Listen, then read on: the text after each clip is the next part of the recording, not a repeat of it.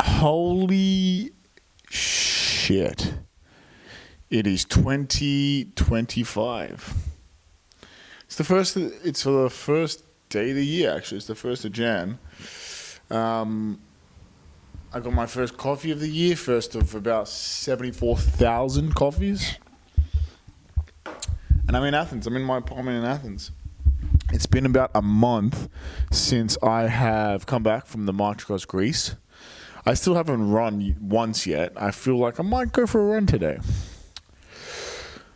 But to be honest, I only got back to Athens, to my kind of home base, on the 28th. It's the 1st, so like I've only been here for a few days. And I haven't been alone since like late October. Gael came from Cyprus. We did the Ironman thing. Then I had a bunch of friends come stay for a week or two. And then I did the march across Greece, living in a van with Gael. And then Ross came, stayed here in Cyprus for a bit. Then I went to here in Athens for a bit. Then went to Cyprus, did some stuff in Cyprus. And then I went to Austria with the Karitzis clan. And yeah, like I just been running around, which is great. I've no problem hanging out with the boys. But it's good to be alone for a little bit. Or live alone, at least.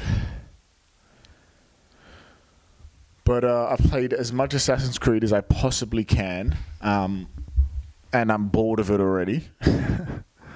I haven't played video games in about 10 years. I literally quit video games because I had a crazy work ethic on my video games. Crazy. And I thought if I apply this work ethic to work, I might actually do something in my life. And I did. So I don't want to delve too deep in the murky waters of gaming addiction. So I kind of put an end to it and put her in the cupboard. And I'm getting back into just work today. In terms of March Across Greece. So let's do a bit of a recap on the March Across Greece. First things first.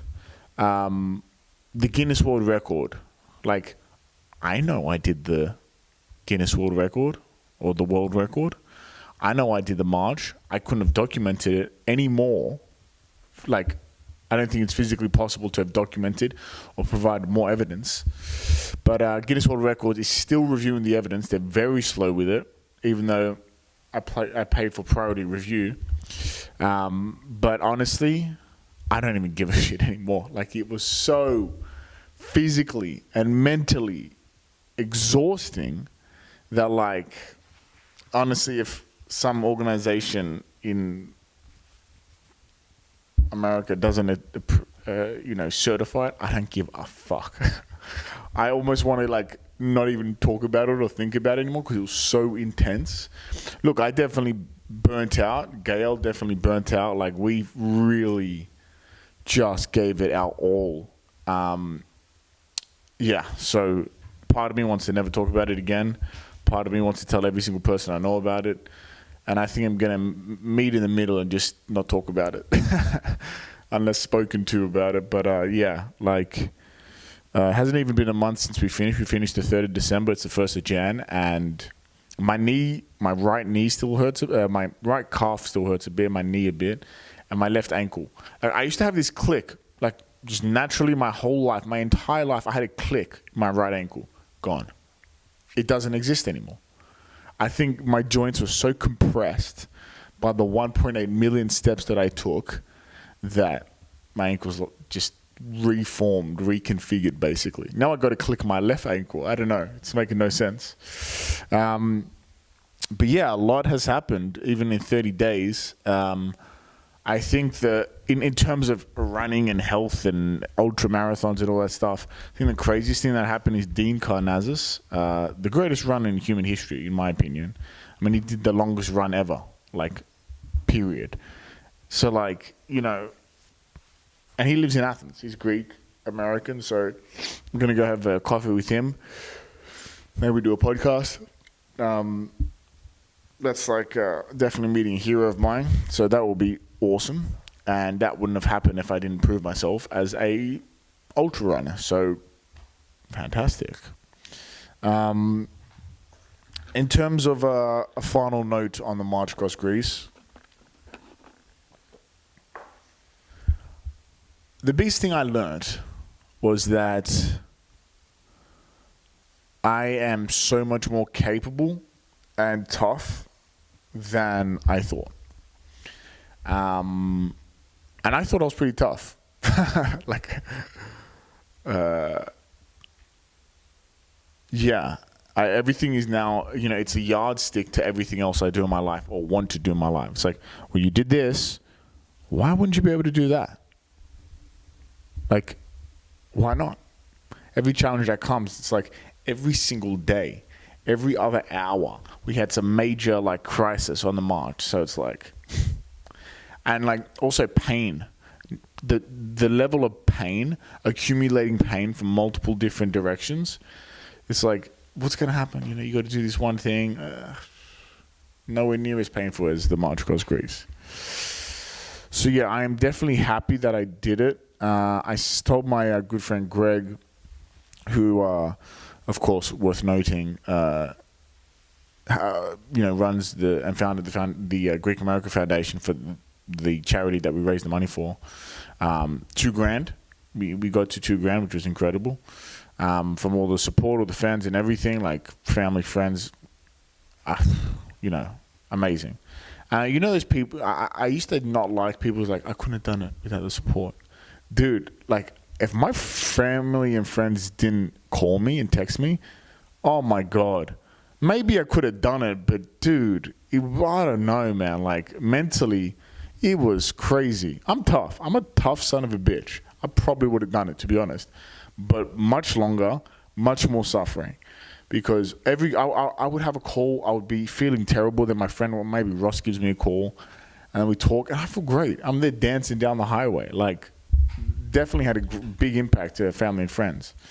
But yeah, I told Greg before the march, she's like, why are you doing this? I'm like, I think I want to find out. That's the why. And I think I found out. It's like, I've had very, very many challenges in my early life before 25. And then I found this business success that I was, dreaming of, or at least, the start of it last year, 2023. And then I didn't really hit any big challenges. I didn't feel that resistance. And I'm someone that needs to work and push against a hard thing, a challenge. And I didn't find that. And so when I thought of this silly idea, I was like, you know what? Fuck yeah. Perfect. An impossible challenge. And really, I don't know, everyone's been sleeping on my quotes, man. Like, I got some of the best quotes. I picked some of the best little quotations. But the quote I put on in my opinion, the best and or most iconic photo that we took on the march is just me and Gael in front of the lighthouse with the flag, this photo. Yeah, that's never going to focus up, is it? You get the idea, right? Like, that is, and the quote goes, the young do not know enough to be prudent, and therefore they attempt the impossible and achieve it, generation after generation. Pearl S. Buck. Like, this was a delusional goal, and it was a crazy goal. It was an impossible goal. It was, like, here's one ridiculous thing, little factoid for you. I spent about $6-7 grand on this venture, and we only donated $2,000. So I would have done more good just to donate the $7 grand I wasted.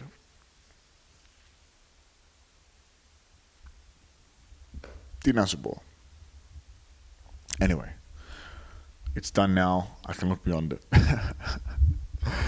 Okay, what else do we have on the agenda? So, I have a little list of little funny, little interesting things. Oh, my God. Let's start off with a banger. You know how much I love a bad business idea, okay? So, get this. You're at the barbershop. You just... The unit there, ba-ba-ba. You're talking about like, yes. And then your barber's like, hey, dog. Do you want a shisha? Argile. That's a fucking great idea, buddy. I can smoke and get my hair cut. That's fucking fantastic there. And you have a shisha for 10, 15, 20 minutes, and then you fuck off. So you can sell the dude on a 10, 20 euro haircut, sell him on a 10, 20 euro shisha, fuck him off, and then you're doubling the amount of money you're getting. And then you know he's not going to sit there and have a 50-minute shisha because you got to get him out of here. That's a great idea, bro. And it's my idea where you're bringing in the shisha barbershop, okay? And all barbershops are Arabs dudes anyway, or dudes who look Arab like me. Like, everyone who goes to a barbershop is going to smoke. It's the best upsell. It's an amazing idea. Now, I'll admit, I'm a germaphobe. Okay. And having the idea of having so much oral hair configurations is not something that appeals to me. I don't want hair to drop in my... I don't like that. And like, if someone's trying to cut my hair, I'm doing this. That would be so annoying as a barber. But money. So let me know what you think. Hey, it's Millsy. I'll be right back on. Hello there, my laka. Happy New Year. Hey. How are you doing? You in New York, huh? You're in New York. Where are you, in Queens? Yeah, I'm in New York. I'm eating fucking bagels. I'm fucking doing like shit. I'm not fucking even on the fucking street. Name I was fucking doing. What the fuck? Fuck that, man.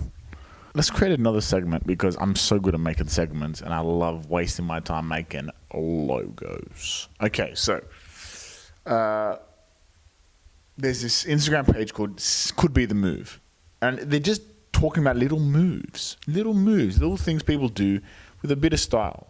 And they just catch them anywhere, in a movie, in real life, any time. Like there's this one where in Heat, the movie Heat, Robert De Niro, sorry, has a glass of water. He just took a woman to bed and he's getting her a glass of water.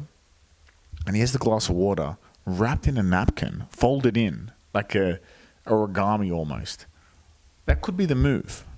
Bit of class, shows he knows how to finesse and handle a napkin.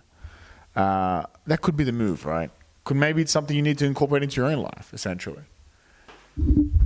I'm at security check-in, and I see like a TSA agent, whatever you want to call the equivalent in Europe. He's got his lip balm. Now, this is a light-skinned black dude, like half a Moroccan, I don't know, ambiguous brown like me. And he's got his lip balm, right? And this is what he did with it. I'm not even joking, right? Let me give me some space here, right? He's got his lip balm and he's just chilling. And he's like, oh shit, I need to embalm my lips. He gets out his lip balm. And I think what he thought was he realized like he can't just... Oh shit, my lip balm just broke. He can't just take out his lip balm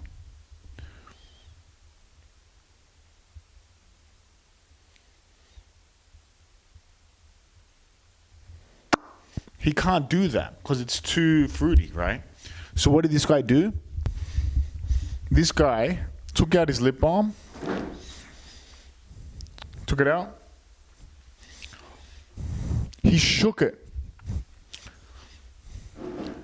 Almost like a bag of some of the nuts, peanuts at the bar. It's like you got some of that, the nuts, but it's a lip balm. Lip balm is a solid. What's there to shake? It's not a liquid. It's not a fruit juice, right? It doesn't make any sense. But he shook it, and he just added this macho, almost autistic level macho, makes no sense, and applied it. He shook a lip balm. It does nothing to the content of the lip balm. But you know what? I saw that and I said, that could be the move. And I haven't put my lip balm on ever since without a good shake first.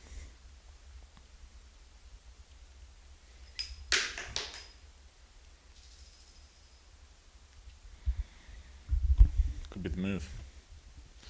So anyway, I'm always looking for good moves, and I really like that move. So let's move on to the next segment. Okay, so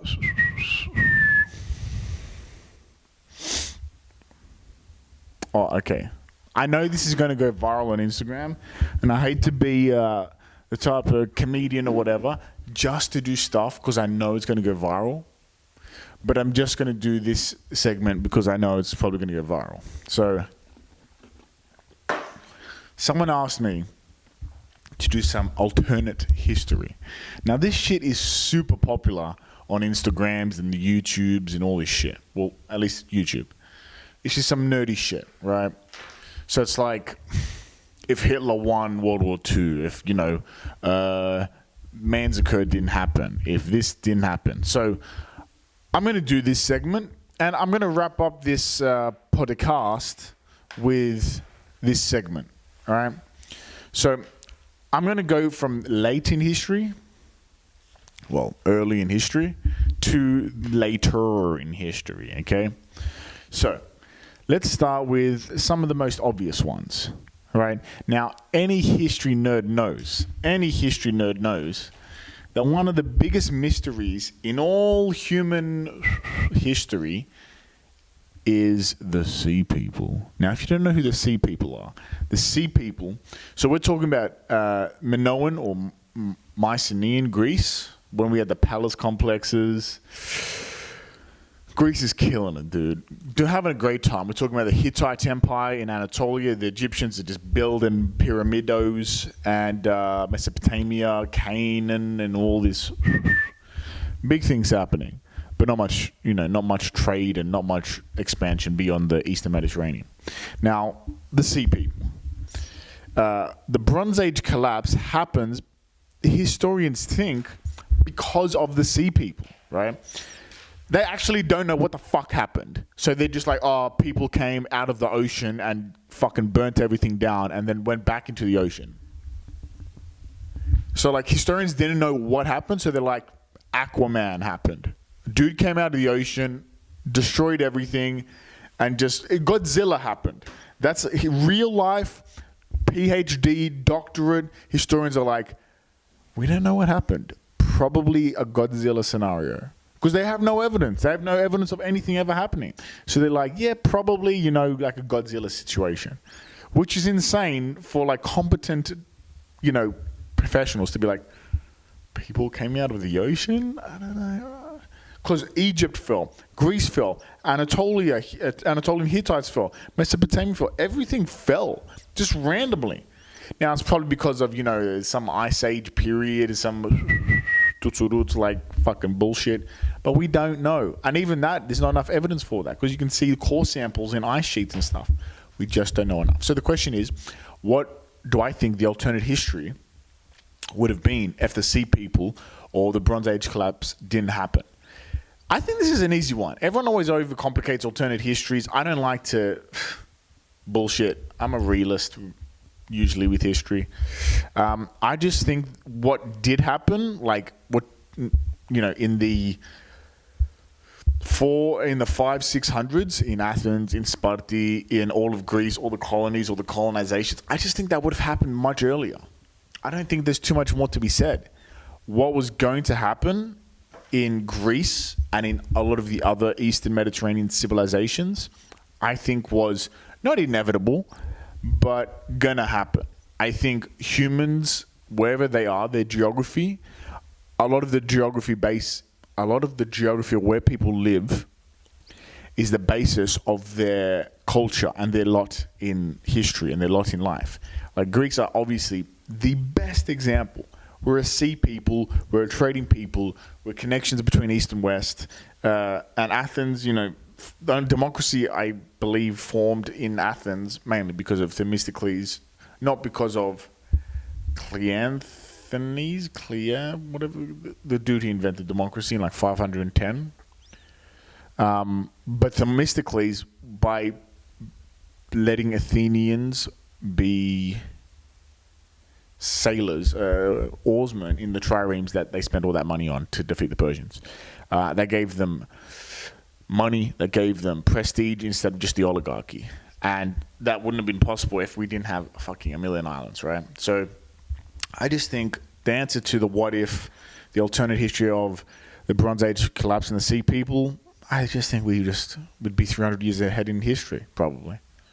So let's go to the second one. So alternate history, Sea People, I think just things would have been sped up. And maybe the Minoans and the Mycenaean civilizations would have fallen later, but I think they would have fallen regardless. So, what if the Persians won in the Persian Wars? Persian victory. Okay, so obviously they lost at the Battle of Plataea and Salamis. But what if they won? Because they were supposed to win, right? Like, it is so illogical that of all the civilizations that came against the Achaemenid Persian Empire, that Greece defeated them. What? So let's say they won at Plataea or at Salamis and defeated Sparta, all this stuff. I think it would have been a terrible thing to happen for Western civilization. We live in a Western world right now, not just geographically. The world is dominated by the Western world. And I think that, at the very least, we would not be in a Western-dominated world anymore. Maybe it would be even between East and West. But the Iranian, if you want to call it that, the Persian, if you want to call it that, the Achaemenid, if you want to call it that, the Zoroastrian, if you want to call it that, culture would have led the Eastern world's dominance in the world. Yeah. Like, I just think Greece's expansion, Athens, democracy, philosophy, maths, arithmetic, all of that wouldn't have developed, let alone Alexander the Great. Well, Alexander the Great and Macedon wouldn't have had the opportunity to rise in the absence of Athenian power in the Aegean, because it would have just been part of Persia. Persia would have had just a stranglehold. Persia would be bordering little Rome to the west, right? And Persia would have probably conquered the Greek colonies in Sicily and Magna Graecia. And then they'd be like Pyrrhus was invited to defend the Greeks there, the Persians probably would have been invited as well. But hey, on behalf of, as the satrap of Epirus, right, let's say, would have been like, let's say you call him Pyrrhus, he would be like, Kita, let's conquer Magna Graecia and Rome, this little Malacca on the side, and put him as part of the Persian Empire, and becomes part of the Pyrrhic satrapy, right? All this stuff wouldn't have happened. He would have had a ceiling to its success in the West, because just the East would have dominated us. So yeah, like, I honestly think crazy L's in the West if Persia won. Lucky they didn't. So, number 3. What if Alexander the Great kept going when he reached the river Ganges, or wherever he went, right? So he conquered everything, of course, to India, including Egypt. And the army was like, Malacca, oh my God, enough. It's been 10 years, enough. I want to go home. I have walked from fucking Athens to India with my shield. Separakalo, bro. I'm richer than any other Greek, except for the people who are already on this fucking trip. I'm going home. And then Alexander the Great's like, hello there, a little bit further. Give me another month. We'll reach China or something, the edge of the world. Come on. And the army's like, bro, fucking enough. You got to stop there. Enough. So, obviously they mutinied, which is atrocious. But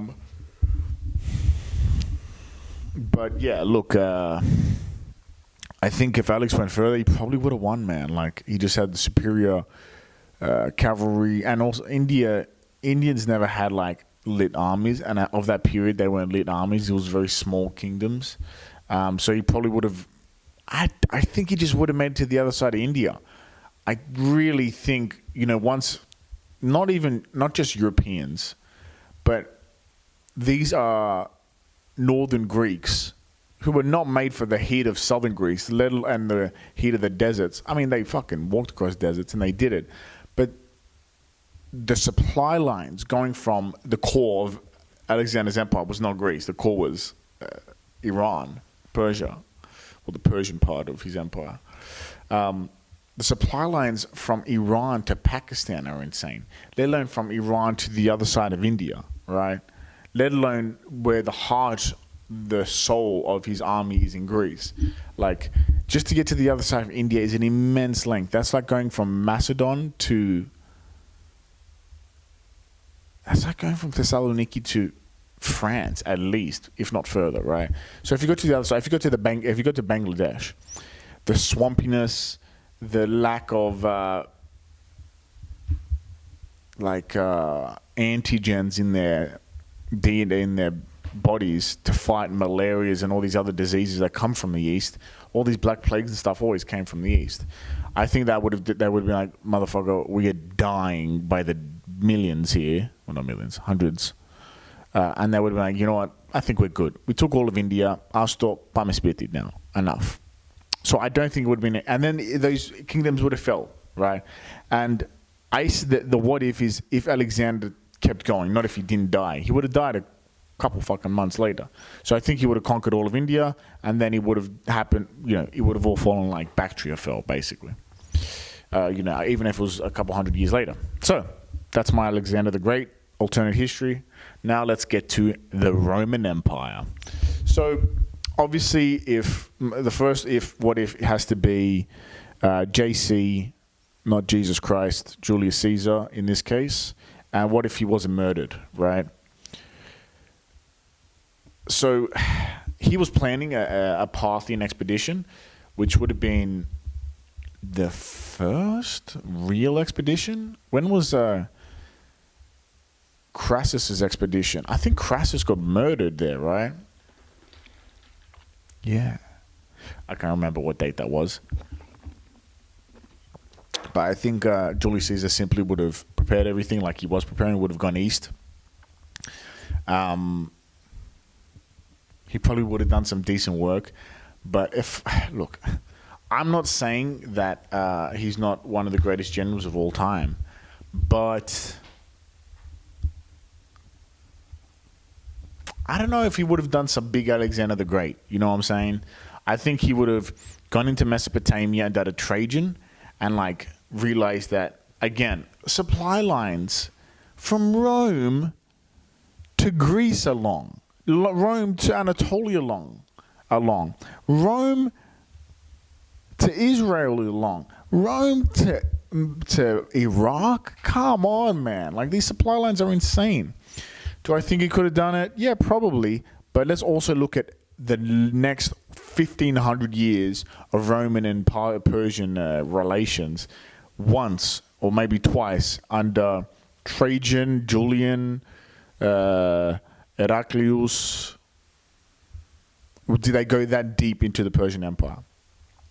I don't think there's a situation where any Roman emperor or general could have gone into Mesopotamia, taken all of Mesopotamia all the way down to Kuwait, kept it, assimilated them to some degree so that they actually stayed intact and wouldn't be some massively troublesome, part of the empire. I just don't see that happening. If Trajan couldn't do it, I don't think Julius Caesar could have done it.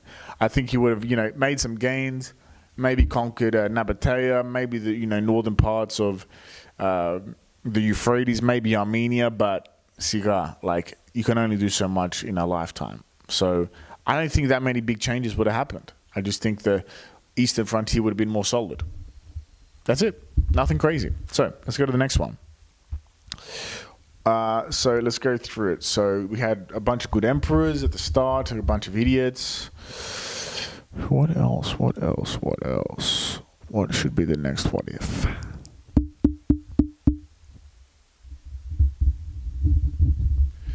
Let's jump ahead in time a bit. So let's go to what if the West didn't fall? Western Roman Empire. So if the Western Roman Empire didn't fall, let's say if Aurelian restored the empire and wasn't murdered. Okay, that's a great on fire there on the first of the year too. I'm fucking on fire. So let's say Aurelian didn't die or get assassinated by whatever happened. Who knows? The Praetorian, probably. He was fucking great, mate. Fucking fantastic. I think if Aurelian wasn't murdered, he would have reunited the empire to its recent strength. However, it just doesn't matter how many good emperors you have. Or how good an emperor is, sorry.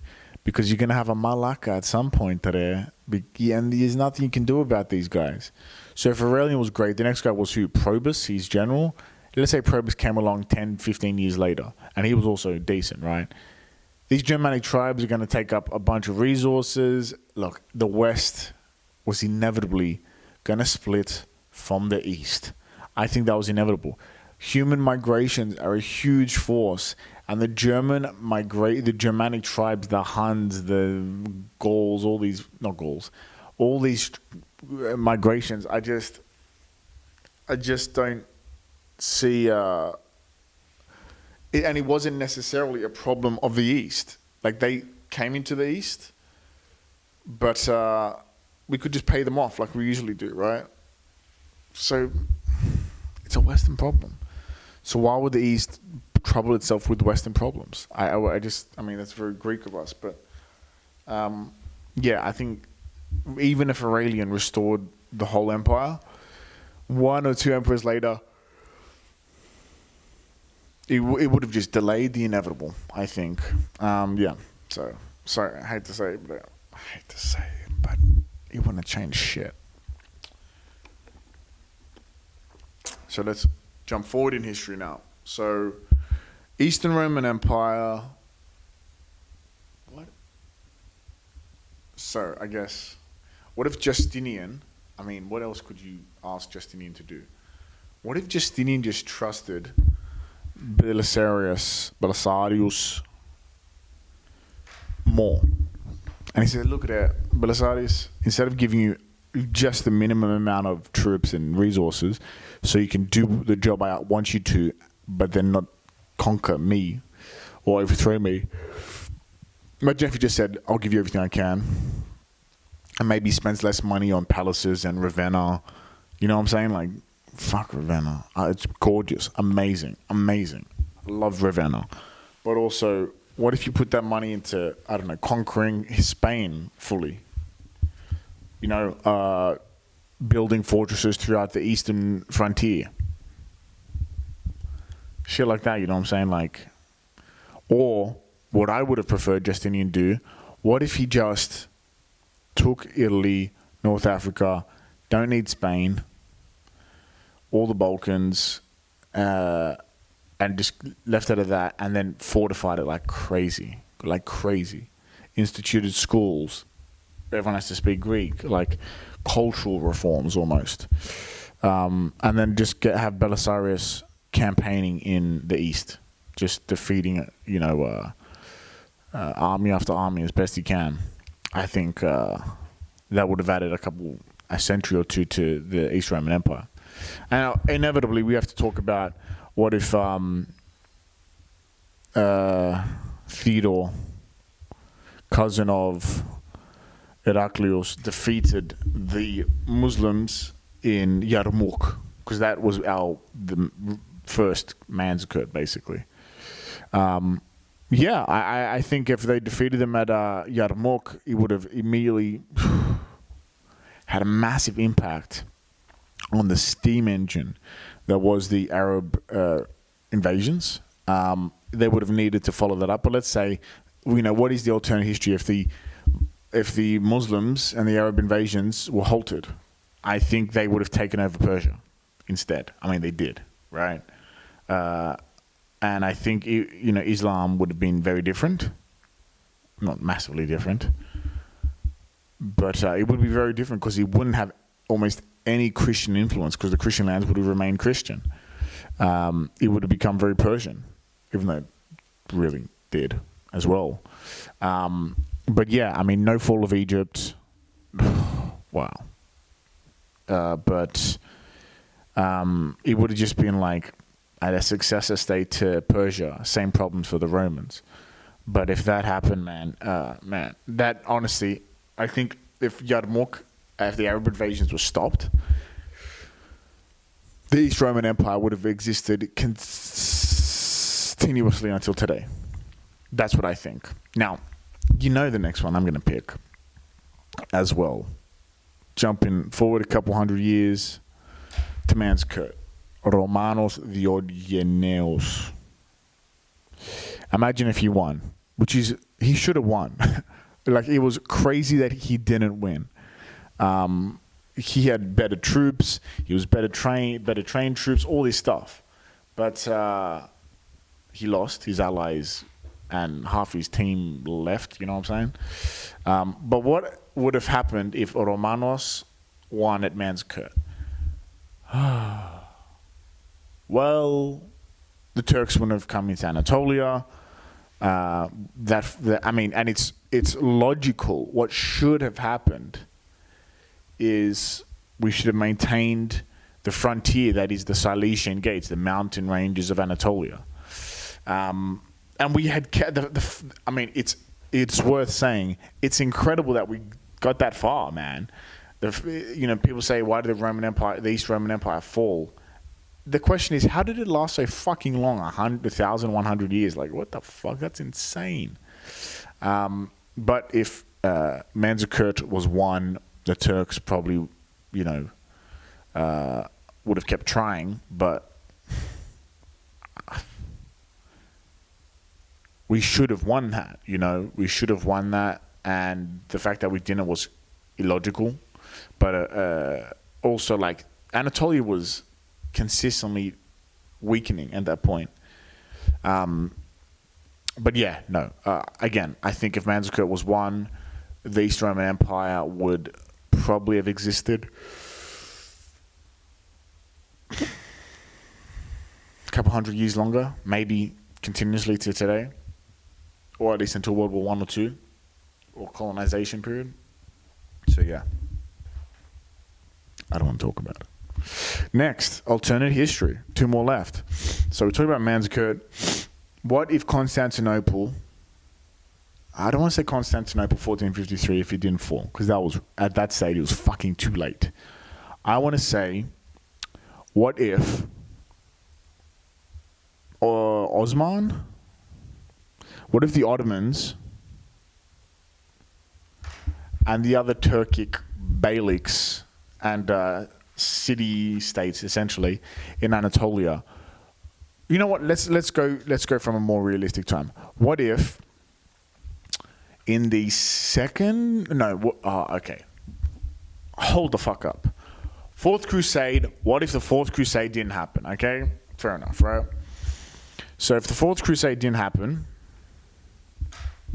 we probably would have had a bunch more civil wars, and I don't doubt our propensity for stupidity and infighting as Greeks, but definitely we wouldn't have been so fucking weak and so reliant on Turkic mercenaries, and I think we would have existed at least until the 1600s. I don't think we would have existed continuously, but we would have existed until the 1600s. Honestly, maybe continuously, because, you know, it was just, the Turks only came through because of our stupidity and weaknesses. They shouldn't have won. On paper, they shouldn't have won, but they did because of the bullshit that we were dealing with. So yeah, alternate history, we would have lasted a bit longer. And let's do the last one.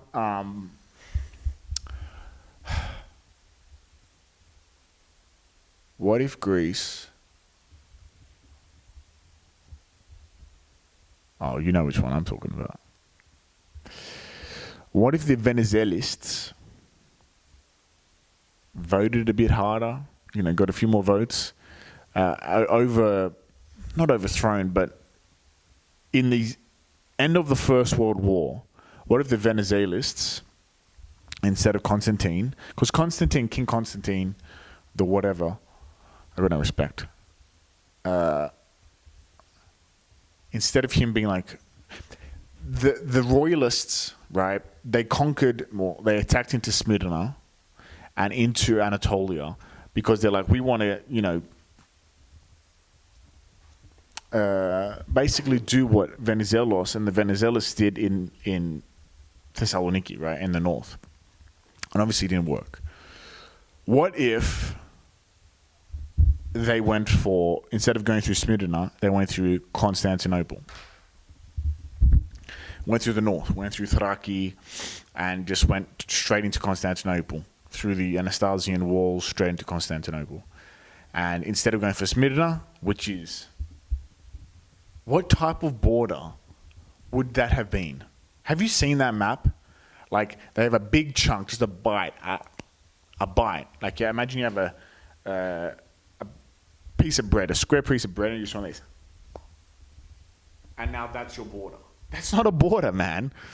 It was never defensible. Anyway, so imagine they went through Thraki, and they went straight to Constantinople. With all their forces, there was a bunch of ships there, and the English were there, the Italians were there, the Russians were there. Imagine the Greeks just went in, didn't touch them, but just went for the Turks, essentially. And then they did a population exchange. Didn't go for Smyrna, didn't go for any indefensible positions in Anatolia. They just took European Turkey. Turkey. Backed by help from Russia, basically, is how that would have happened. Sure, the Bolsheviks were in power, but they still want that access, right? I think, and that the Bolsheviks, I think, would have preferred, regardless, the Greeks to have half of the Bosphorus and the Turks the other half. You know what I'm saying? Like, I don't know, complete power in the Turks' hands when they have the border and they have their, their own battles on the eastern frontier with Turkey. Anyway, all I know is my great-grandfathers were on the Averov in Constantinople during this time. So Allied armies were there, Allied navies were there. To come in with a bunch of land forces from Greece, they wouldn't have stopped them, is what I'm saying. And it's much more defensible. If they could take Constantinople, they could defend that much better than they could have defended the Asia Minor campaign. And then on top of that, there wouldn't have been a genocide. Well, there probably would have been a genocide. What am I saying? But since genocide was pretty much inevitable at that point, at least we probably would have been able to defend Constantinople and the Bosphorus because the Allied navies were there and the Greek navy defeated the Ottoman navy. Like, they defeated us in the Asia Minor campaign. However, they did not defeat our navies. So we had the navy through the Bosphorus. You know what I'm saying? I think if the Venizelists focused on Constantinople and took it, we would have kept it, and that city would have done population exchange with Turkey, and it would have been a fully Greek city, and the population would have exploded just as it did, under Turkish control. And I think the identity of Greece, and it would have been the capital of Greece, I think maybe, it would have been the capital of Greece. I think the identity of Greece wouldn't be so closely associated with ancient Greece, but with East Roman Greece and the East Roman Empire. And the only reason it is ancient Greece here in Athens, because Athens was nothing for 1,500 years. It was only ancient Athens. And ancient Golden Age Athens is how we identify ourselves now. Not East Roman Greece, which is fucking stupid, if you ask me. No offense to Aristotle, but we are East Romans before we are ancient Greeks. Fact. So yeah, that is my 10 alternate histories. Let me know what you think. And I'd love to know what you think about my alternate histories and what other alternate histories we can do. Love alternate history. And I'd love to go into more detail in any one of these and any other ones. So that's this episode of the Grenglish podcast. I have a show on Friday, the 3rd of January, and at Kubi in Athens, a comedy show. I'm only doing 5 minutes, and I'm the only one who's going to be doing it in English.